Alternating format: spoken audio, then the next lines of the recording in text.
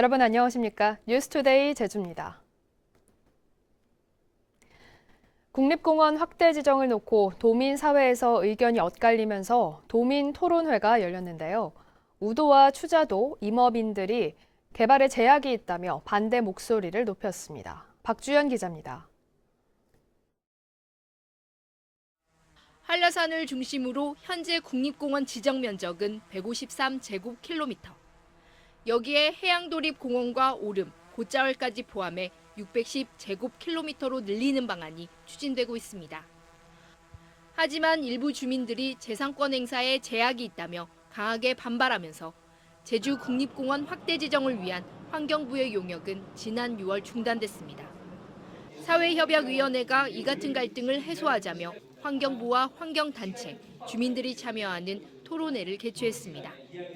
하지만 환경부의 토지보상비가 턱없이 적어 사유지 매입이 불가능하고 개발에 제약이 불가피하다며 국립공원 확대 지정 계획 철회를 요구하는 목소리가 터져나왔습니다.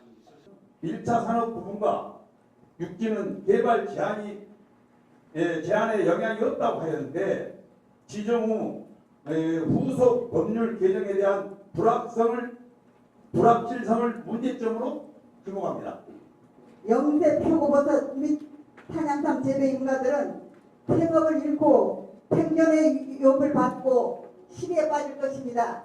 그럴 경우에 인가들은 극단의 선택을 할 수도 있습니다. 환경부는 주민들이 반대하면 현실적으로 추진할 수 없다면서도 주민 설명회 등을 지속적으로 개최해 의견을 수렴하겠다고 밝혔습니다. 그 보전하고 하는 그 순기능하는 부분도 있다는 부분. 법이라는 것이 순기능이고 역기능이 있습니다.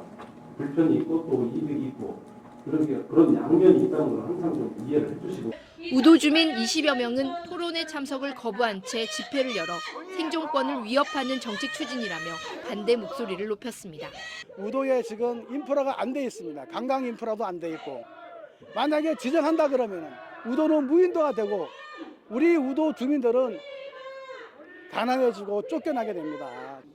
사회협약위원회는 토론회에서 나온 의견을 중심으로 공고안을 도지사에게 전달하겠다는 입장이지만 우도와 추자도, 임업인들이 국립공원 지정 자체를 반대하고 있어 합의점을 찾기가 쉽지 않아 보입니다. MBC 뉴스 박주연입니다. 제주환경운동연합 등 환경단체들은 성명을 통해 제주도가 추진하는 도시공원 민간 특례 사업을 즉각 중단하라고 요구했습니다. 이들 단체는 제주도가 도시공원 민간 특례 사업자 공모를 추진할 예정이라며 민간 특례 사업은 난개발을 부추겨 쓰레기 문제와 하순환을 심화시킬 것이라며 이같이 주장했습니다.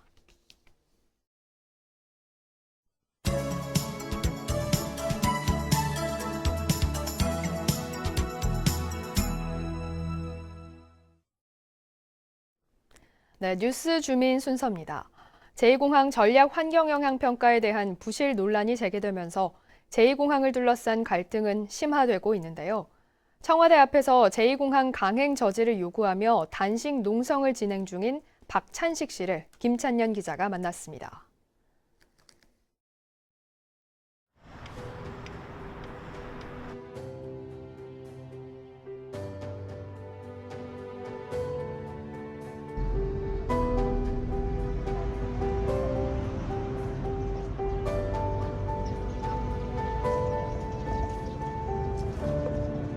청와대 앞에서 이렇게 단식 농성을 하게 된 이유는 어떤 이유예요? 제주 제2공항 문제가 그냥 얼렁뚱땅 시간이 가면 그냥 밀어붙일 수 있는 그런 문제가 결코 아니다.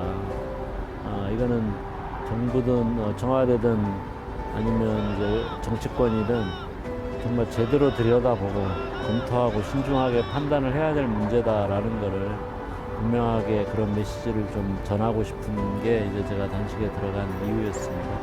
대통령께서 이 상황을 정말 제대로 알고 계신가라고 하는 걸 묻고 싶고요.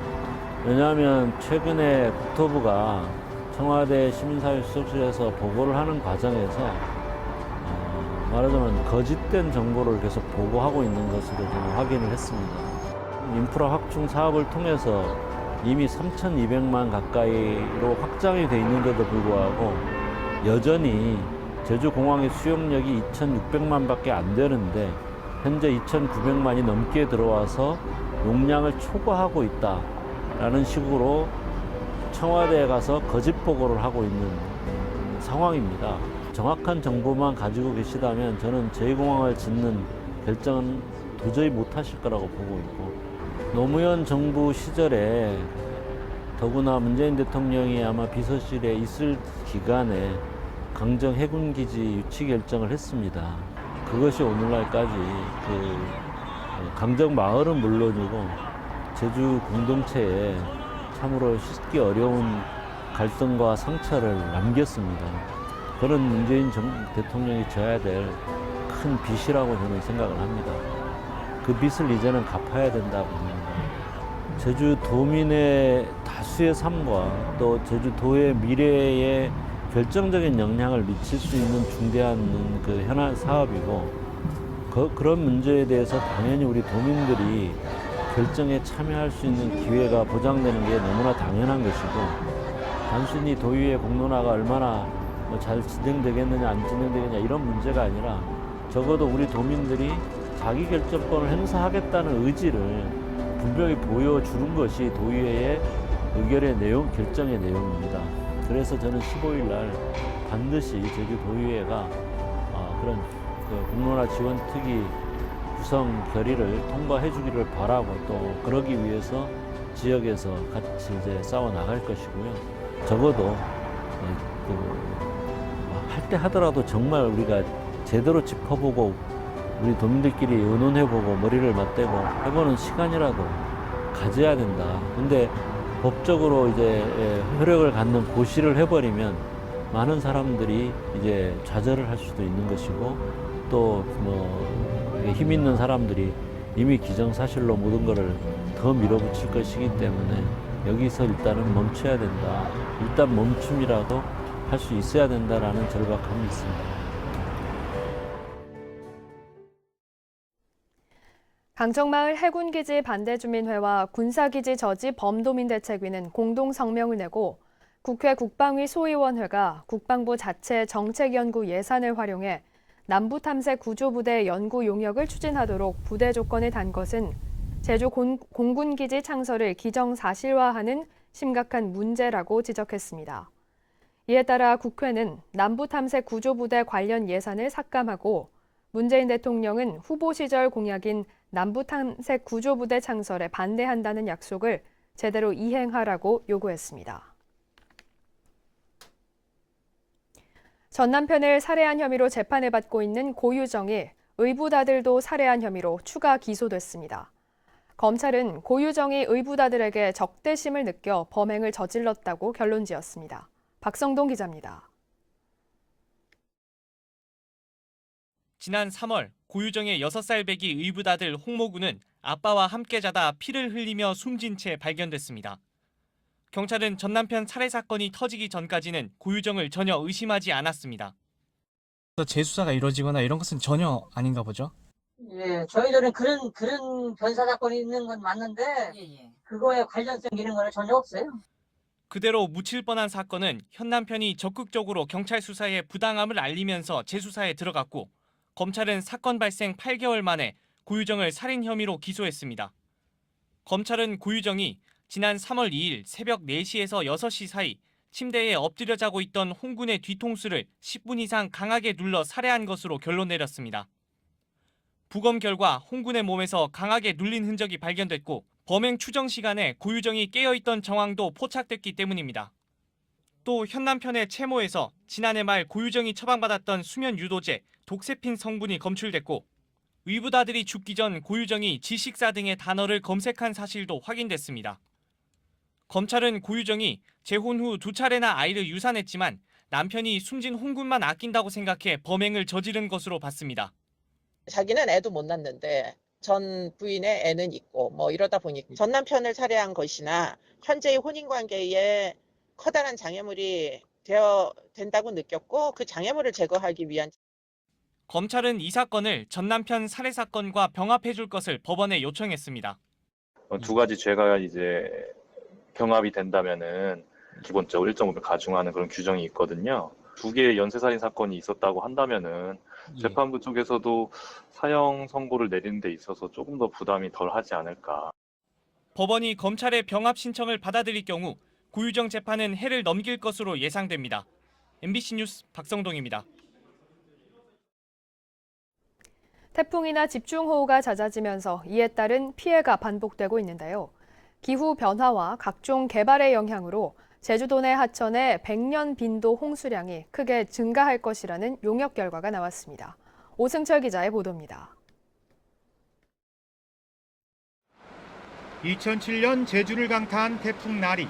하루에 590mm의 폭우가 쏟아져 13명의 목숨을 앗아갔습니다. 2014년 태풍 나크라는 1200mm에 가까운 물폭탄을 퍼부었습니다. 100년 중 강수량이 최대일 때 하천에 유입되는 물의 양을 의미하는 100년 빈도 홍수량도 크게 증가했습니다. 제주시에서는 대룡소천과 서귀포시에서는 효돈천 등 도내 4개 하천이 4년 전보다 갑절 이상 늘었습니다. 특히 태풍 때 범람했던 제주시 한천의 홍수량은 초당 832톤, 병문천은 491톤으로 각각 67%와 30% 증가했습니다. 홍수량이 감소한 하천은 도내 57곳 가운데 4개에 그쳤습니다. 기후변화로 해마다 강수량은 증가하는 반면 각종 개발로 인해 지하로 흡수되는 빗물은 줄고 있기 때문입니다. 잦은 태풍의 영향으로 급격한 홍수 유출이 발생을 하고 있고요.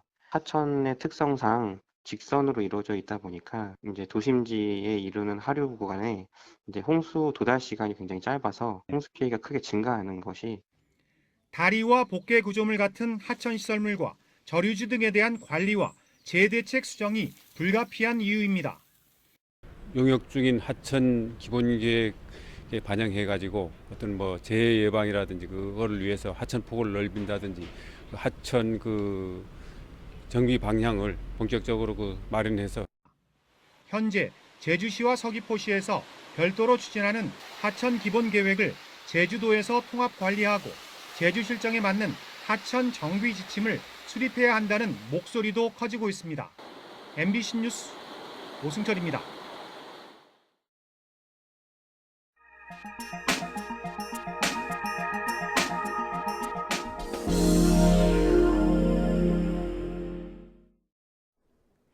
국민이 물으면 정부가 답한다라고 선언하고 문재인 정부가 청와대 국민청원을 도입해 운영 중입니다.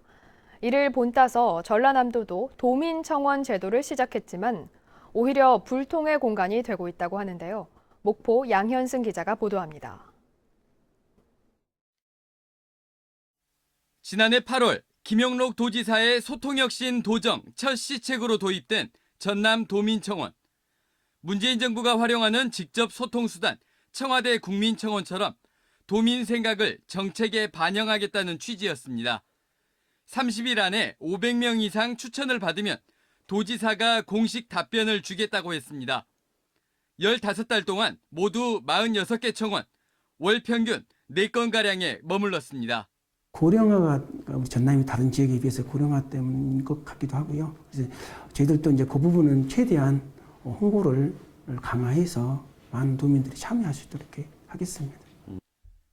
도민 호응을 받지 못하면서 500명의 추천을 받아 답변 요건을 갖춘 청원은 단 2건에 그쳤고 그나마도 실무부서 설명이 도지사 답변을 대신했습니다. 나머지 44개 청원은 가타부타 아무런 답변도 없이 메아리 없는 외침에 그쳤습니다. 민원이 접수되면 담당 부서를 지정하고 상투적인 답변이라도 내놓는 일선 자치단체 홈페이지 시장 군수에게 바란다보다 성의 없는 공간이 됐습니다. 사정이 이런데도 전라남도는 1억 5천만 원을 들여 인터넷 사이트를 새로 만들고 소통인 전남이라 이름 붙여 도민청원까지 통합했습니다. 이번에는 공감 100명, 토론 1000명을 기준으로 도민들의 생각을 정책으로 발전시키겠다는 게 전라남도의 설명이지만 취지를 얼마만큼 살릴 수 있을지는 미지수입니다. MBC 뉴스 양현승입니다.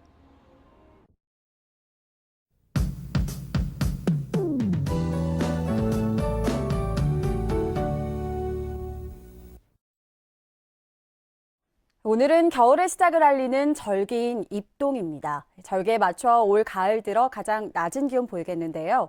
찬 공기가 유입되면서 오늘 최저 기온이 11도에 그치겠습니다. 낮 최고 기온도 16도에 머무르겠는데요. 날이 쌀쌀한 만큼 옷차림에 유의하셔야겠습니다.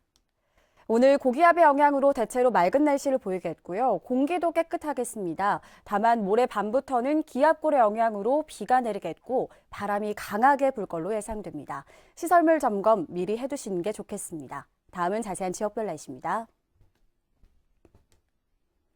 오늘 최저 기온은 동부가 10도, 북부와 남부가 11도, 서부가 12도를 보이겠습니다. 낮 최고 기온은 남부가 19도, 북부와 동부가 16도, 서부가 15도로 예상됩니다. 오늘 도서 지역은 맑겠고 현재 기온 12도 선에서 출발하고 있습니다. 제주도 남쪽 먼바다엔 풍랑주의보가 발효 중인 가운데 전해상에서는 바람이 강하게 불겠고 물결도 높게 일겠습니다. 항해나 조업하는 선박은 주의하시기 바랍니다. 오늘 아침 제주공항은 구름 많은 가운데 항공편은 정상 운항되고 있습니다. 주간 날씨입니다. 일요일 밤부터 비가 시작돼 월요일까지 이어지겠습니다. 날씨였습니다. 제주도 소방안전본부가 해녀 조업 중 안전사고 주의보를 발령했습니다. 소방본부에 따르면 2015년부터 5년간 조업 중 숨진 해녀는 40명으로 이 가운데 36명이 70세 이상 고령 해녀였습니다. 소방본부는 해녀 조업 중 안전사고 주의보를 발령하고 사고 예방 지도와 함께 응급처치 교육을 강화할 계획입니다. 4.3 유족회는 성명을 내고 학교법인 동원교육학원은 제주 4.3을 폭동이라고 발언한 이명희 교수의 이사 내정을 철회하라고 촉구했습니다. 유족회는 동원학원 측이 2013년 논란이 된 교학사 역사교과서 집필자이자 4.3을 폭동이라고 발언한 뉴라이트 계열 인사인 이 교수를 이사로 내정했다며 올바른 역사관 함양을 위해서라도 이사 내정을 철회하고 제주도 역시 최종 승인을 거부하라고 주장했습니다. 제주여성농민회와 전국협동조합노조 제주본부 등은 성명을 통해 농산물 산지유통센터를 주 52시간 근로제 예외 대상으로 하는 오영훈 의원의 근로기준법 개정안은 1차 산업 노동자의 노동 환경을 악화시킨다며 개정안 철회를 촉구했습니다. 이들 단체는 이 같은 근로기준법 개정안이 통과되면 농림축수산물 처리 사업에 투입되는 저임금의 비정규직 노동자들은 연장 휴일근로에 대한 가산금과 주휴수당을 받지 못하게 돼 구인난과 인력수급 불안정으로 이어질 것이라고 주장했습니다. 제주도 교육청이 1조 2,061억 원 규모의 내년도 예산안을 편성해 제주도 의회에 제출했습니다. 학교시설 증개축과 교육시설 환경 개선 등에 1,000억 원에 가까운 예산이 투입되고 고등학교 무상급식 예산 716억 원, 무상교육비 160억 원이 포함됐습니다. 특히 새해에는 급식 현장에서 유전자 변형 식품 사용을 줄이기 위해 식품비를 확대 지원하기로 했습니다.